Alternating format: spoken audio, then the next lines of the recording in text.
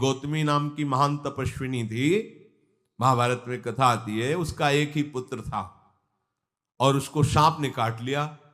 तो वहां की कुल भील उठा के लाए और कहा, है देवी मां, ये देखो सांप ने तुम्हारे बेटे को काट लिया। तो उनका इतनी सामर्थ्य सांप की कैसे हो गई कि मेरे बेटे को काट लिया और मेरे से भय नहीं माना। आकर्षण वृत्ति जीव ही की सांप सामने आ गया, तूने क्यों काटा, मैं तुम्हें भस्म कर दूंगी। सांप ने कहा, पहले हमारी प्रार्थना सुन लो। मेरे सर पर मृत्यु ने आकर के अपना शासन जमा लिया और कटवा दिया, मेरा कोई दोष नहीं। मृत्यु का आकर्षण किया, महान तपस्विनी, भगवान व्यास देव जी ने ये लीला कथा गाई है। मृत्यु का आकर्षण किया, साक्षात मृत्यु सामने आ गई, थर थर कांपने लगी। गौतमी जी ने कहा, मैं अपने तपस्या के बल से तुम्हें भस्म कर दूंगी। हमारे ऐसे निष्पाप बालक को तुमने सांप के द्वारा प्रेरित करके कटवाया। बोले, मेरे ऊपर काल का शासन है, काल ने मुझे प्रेरित किया, मैंने सांप को प्रेरित किया, मेरा कोई दोष नहीं, ये काल का शासन। काल का आवाहन किया, काल उपस्थित हुआ। काल ने कहा कि मेरा इसमें कोई दोष नहीं, इस बालक के पूर्व जन्म के कर्म के द्वारा मैं प्रेरित हूं। इस बालक के कर्म से प्रेरित होकर मैंने मृत्यु को प्रेरणा की, मृत्यु ने सांप को प्रेरणा की और इसने डस लिया।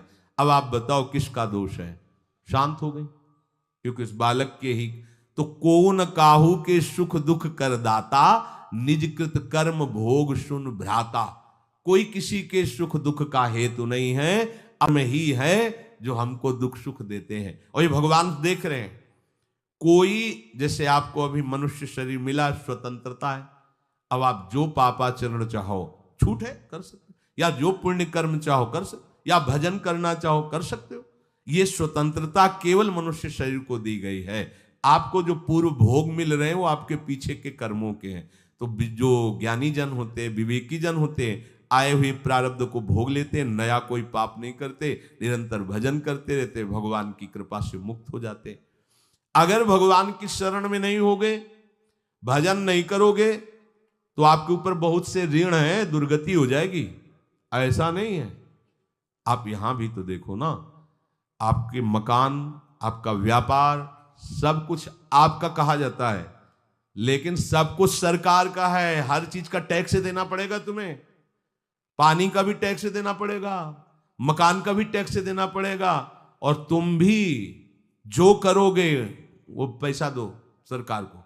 टैक्स तुम ऐसे फ्री थोड़ी जा, नहीं होता, देना पड़ता है ना। आप मान लो नौकरी कर रहे हो कि हमारी नौकरी करे, तो उसमें सरकारी टैक्स कटेगा आपका, क्योंकि आप सरकारी आदमी हो, भारत देश के वासी हो। ऐसे ही ये टैक्स लगे हुए सरकारी भी, मातृ ऋण, पितृ ऋण, ऋषि ऋण, ये टैक्स है। ऐसा नहीं कि तुम कमाओ खाओ और इसके बाद मर के जाओ स्वर्ग मिलेगा। टैक्स चुकाओ। ये मनुष्य शरीर मिला, इन ऋणों से मुक्त हो। अगर नहीं हुए तो भी तुम्हें दुर्गति होगी। आप देखो, जब कभी ऐसी सूचना मिलती कि अमुक आदमी का अमुक धन पकड़ा गया, तो इनाम दिया जाता है क्या कि इतना कमा लिया? सजा दी जाती है, तुमने टैक्स की चोरी की। अगर चोरी नहीं की, मेहनत से कमाया या व्यापार से कमाया, दिया नहीं सरकार को, हाँ दिया नहीं, इसीलिए तुम्हें टैक्स की चोरी का दंड मिलेगा, सारा धन अपहृत हो जाएगा, तुम्हारी निंदा होगी, तुम्हें सजा मिलेगी। बोलो मिलती है नहीं? ऐसे ही ये लड़का, बच्चा, पत्नी, पुत्र, परिवार जो भी है, ये सब श्री भगवान का तुम्हें टैक्स देना है। क्या टैक्स देना है? भगवान की शरण होकर उनका सुमिरन करो, सारे ऋणों से वो मुक्त कर देंगे। एकादश स्कंद में कहा है, मेरा भजन करने वाले का कोई ऋण नहीं रह जाता। और नहीं तो महाभारत में ही प्रसंग आता है, एक जरत्कारु नाम के ब्रह्म ऋषि थे। ऋषि और भक्त में बड़ा अंतर होता है। वो तपस्या प्रधान, जैसे दुर्वासा ऋषि तपस्या प्रधान थे, वो बाल ब्रह्मचारी और तपस्या से युक्त एक दिन भ्रमण कर रहे थे, तो आवाज आई, मेरी रक्षा करो, मेरी रक्षा करो। तो उस आवाज की तरफ बढ़े तो देखा कुएं में उल्टा लटके हुए हैं बहुत से ऋषि, और एक केवल तंतु है, एक केवल तंतु है जिसमें दो चूहे लगे हुए उसको भी काट रहे हैं, एक काला और एक श्वेत। तो उन्होंने देखा और दयालु हो गए कि ऋषियों, मैं तुम्हारी कैसे रक्षा कर सकता हूं? तो उन्होंने कहा कि ये जो दो चूहे हैं रात और दिन हैं, और जो हम लोग हैं ये तुम्हारे पितर हैं। ये चूहे तुम्हारी आयु को काट रहे हैं, एक तंतु हमारे कुल में केवल तुम ही हो, और तुमने तपस्या की ठान ली, ब्याह किया नहीं, गृहस्थ धर्म में गए नहीं, पुत्र हुआ नहीं, तो तपस्या में भक्ति में एक दम है कि सब ऋणों से मुक्त कर देगी। ये बात ध्यान रखना, तपस्वी अलग है, भक्त अलग। इसलिए पीछे चर्चा आई थी कि तपस्वियों से भी अधिक, ज्ञानियों से भी अधिक, कर्मकांडियों से भी अधिक वो मेरा भक्त योगी होता है। तुमने तो ब्याह किया नहीं, तो अब ये तंतु रात दिन तुम्हारे जीवन को काट रहे हैं, जहां तुम खत्म हुए हम सब नरक में गिर जाएंगे। पितरों ने कहा तुम पितर ऋण से युक्त हो, मुक्त तभी होगे जब ऐसा करो। वो दृश्य खत्म, अंतर ध्यान हो गया। वो बड़े दुखी हुए कि क्या करें, तो उन्होंने मन में निश्चय किया कि ब्याह तो करूंगा पितरों के उद्धार के लिए। इतने बड़े तपस्वी हैं जरत्कारु जी, बड़ी महिमा है, लेकिन बात यहां फंस गई। पितृ, उन्होंने मन में निश्चय किया कि कोई आके अपनी कन्या दे दे और उसका भी नाम जरत्कारु हो। मैं बिल्कुल भरण पोषण नहीं करूंगा और कभी हमसे न करे, ऐसी अगर कोई कन्या देगा तो मैं स्वीकार कर लूंगा। अब ऐसे न नगर जाना है, न किसी से बात करनी, तो वृक्षों से कहते अपने पितरों के उद्धार के लिए मैं चाहता हूं कि कोई पाणी ग्रहण संस्कार करा दे, कोई हमारे नाम की कन्या को दे दे, और ऐसा ऐसा व्रत है। ऐसा ही बोल रहे थे, वासुकी नाग उपस्थित हो गए और उनकी बहन का भी नाम जरत्कारु था। उन्होंने कहा सुनिए महाराज, मैं नागराज वासुकी हूं, सब देव रूप में, कोई ऐसे नहीं सांप वैसे बने, देव रूप, सुंदर कन्या जरत्कारु। बोले ये कन्या मैं आपको समर्पित करता हूं, हमारा सौभाग्य होगा आप जैसा महर्षि हमारी बहन का पति बने। इसका भी नाम जरत्कारु है, और आपकी जो इच्छा है कि मैं भरण पोषण नहीं करूंगा, तो मेरे पास संपूर्ण वैभव है, आप भी पधारिए, मैं आपका भी भरण पोषण करूंगा, अपनी बहन का भी। तीसरी बात, मेरी बहन इतनी शास्त्र सम्मत आराधना से युक्त है कि वो कभी आपसे प्रश्न ही नहीं करे, तो उनका स्वीकार है। प्रसन्न हुए, चले गए। काफी समय तक उनके महल में रहे। एक दिन जरत्कारु अपनी जरत्कारु पत्नी की गोद में सर रख कर ऐसे लेटे हुए थे, सो गए। और शास्त्रज्ञ थी, संध्या का काल था, संध्या काल में निषेध है मैथुन करना, भोजन करना और स्वाध्याय करना, ये सब संध्या काल में बस भगवत स्मरण प्राण लोकवत। लेकिन हमारे यहाँ महारानी जी की संध्या आरती और संध्या भोग लगने के बाद, ये इसीलिए वृंदावन धाम इसका कहीं भी ये वेदान्नपि संन्यस्त, वेदों से भी ऊपर उठी हुई रसमयी रसोपासना है, प्रियालाल की महल है। ये जगत सिद्धांत नहीं है, ये जगदीश का भी सिद्धांत नहीं है, ये प्रेम सिद्धांत है। वृंदावन नित्य विहार रस है, इसलिए इसको बीच में बता देते हैं कहेंगे दूसरे को तो, और यहाँ शाम के तो भोग ही लगता है, गान बजान होता है, बकाया सिद्धांत है। आंख मूंद करके या तो गायत्री जप या जो गुरु मंत्र चुपचाप शांत भाव से जपे, ऐसा। अब वो इस चिंता में थे कि मेरे पति का धर्म जा रहा है, और मैंने आज तक कुछ बोला नहीं अपने पति से, अगर बोलती हूं तो हो सकता है ये नाराज हो जाए और छोड़कर चले जाए। अगर मुझे छोड़ देते हैं और इनका धर्म बचता है तो ये ठीक बात रहेगी। कितनी विवेकवान है। अगर ये सोते रह गए और सूर्य अस्ताचल को चले गए तो इनका धर्म लोप हो जाएगा, ये मैं होने नहीं दूंगी, अपने पति का धर्म लोप नहीं होने दूंगी। और वो उस समय भी केवल एक लंगोटी लगा के रहते थे, अस्थि मात्र हो रहे शरीर, वहां भी ऐसा नहीं कि दूल्हा बन करके सज, नहीं, वैसे ही केवल पितरों की तृप्ति के लिए उन्होंने बात स्वीकार की थी। उन्होंने कहा महाराज उठिए, संध्या का समय है, शास्त्र निषेध करता है इस समय सोना नहीं, आपके धर्म का लोप हो जाएगा। महाराज उठिए, सूर्य अस्ताचल को बस पहुंचने ही वाले हैं, उठिए।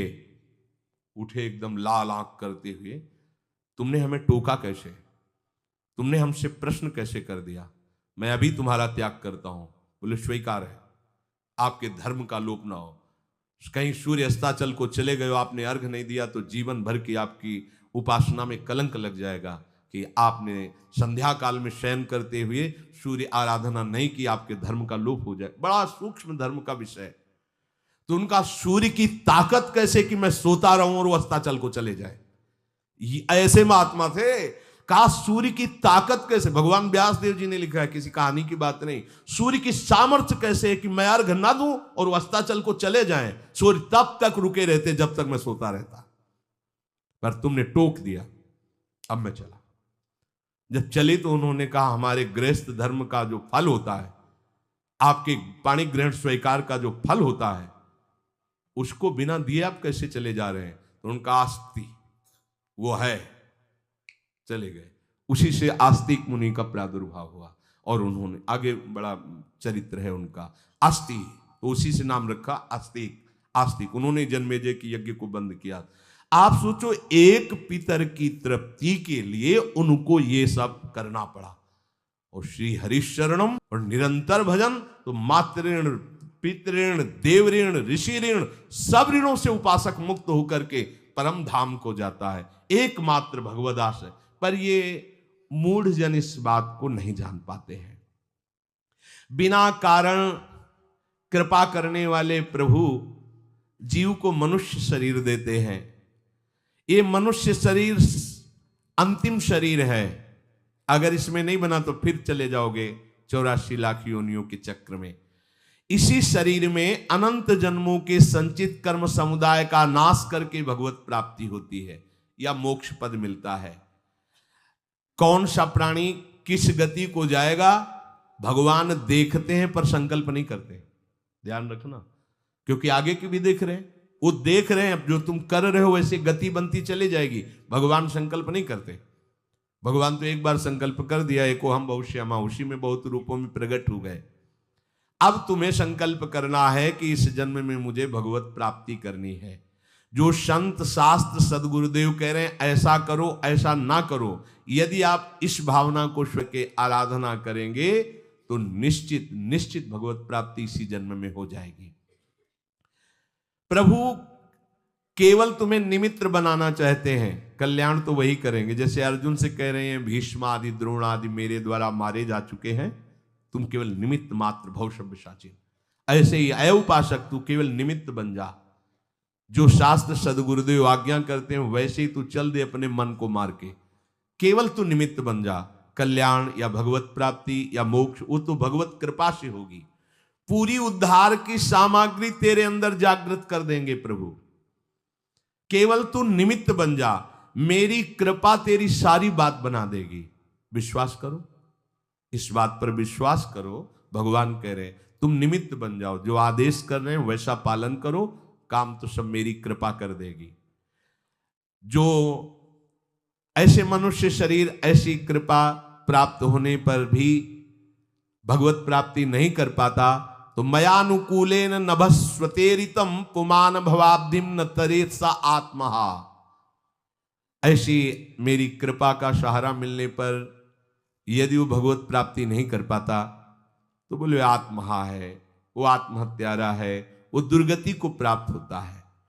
मनुष्य के लिए खास बात है कि प्रभु ने कृपा करके तुम्हें जो सामर्थ्य दी है, जो समझ दी है, जो सामग्री दी है, उसका दुरुपयोग मत, केवल भगवत प्राप्ति के लिए चलो, केवल भगवत प्राप्ति के लिए। ये सबकी समझ में नहीं आएगा, बिल्कुल बात समझ ले, केवल भगवत प्राप्ति के। ये जो कहते हैं कि और हमारे धर्म का, ये सब फसाव है। आप गृहस्थ बने रहो, आप व्यापारी बने रहो, पर आप लक्ष्य रखो कि मुझे इस जन्म में भगवत प्राप्ति करनी है। आपका लक्ष्य दृढ़ होगा तो नाम जप चलता रहेगा, संसार का कोई विकार आपको परास्त नहीं करेगा। अगर आपने ऐसा अटल निश्चय कर लिया तो तुम्हें जो भगवत सामर्थ्य मिली उसका तुम दुरुपयोग नहीं करोगे। देख लो, अपने लोग बहुत बड़ी गलती करते हैं, जो आध्यात्मिक ऊर्जा शक्ति उसको विषयों में दुरुपयोग करके नष्ट कर रहे हैं। कहते हैं अब हमारा मन नहीं लगता, अब हमारा बड़ा शांति है, घबराहट है। क्यों शांति है, क्यों घबराहट है? जब तक तुम धर्म विरुद्ध नहीं करोगे तो अशांति नहीं हो सकती, भय नहीं लग सकता, विषाद नहीं हो सकता, क्लेश नहीं हो सकता। लिख लो ये बात, किसी को भी कभी भी भय महसूस हो रहा है, अशांति महसूस हो रही, घबराहट महसूस हो रही, आप भगवत प्रदत्त शक्ति का दुरुपयोग कर रहे हैं, समय का दुरुपयोग कर रहे हैं, सामग्री का दुरुपयोग कर रहे हैं, अर्थात कोई न कोई अधर्म आचरण कर रहे हैं। अब भी आपको उपाय बता देते हैं। यदि तुम्हारा मन जलन पैदा कर रहा है, तो भगवान से हाथ जोड़कर कहो कि हे नाथ, मेरे से अब तक जो गलतियां हुई हैं उन्हें क्षमा कर दो, आगे मैं गलती नहीं करूंगा, आपके